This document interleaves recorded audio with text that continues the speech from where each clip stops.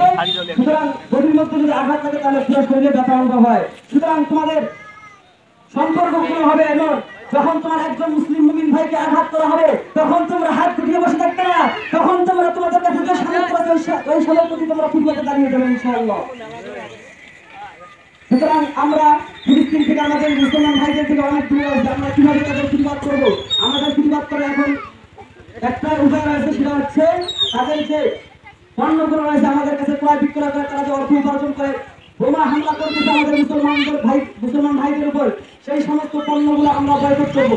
এই জন্য আমাদের প্রত্যেকের স্লোগান হবে, গাজার মুখে ফুটাও হাসি, বয়কট করো প্রক্সি।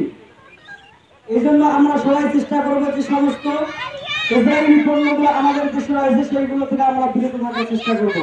আর আল্লাহ পাক রব্বুল আলামিন বলে, ইল্লা তানফিরু ইউআযিবকুম আযাবান আলিমা, তোমরা যদি যুদ্ধ না করো তাহলে তোমাদের জন্য কঠিন শাস্তির ব্যবস্থা করা হয়েছে।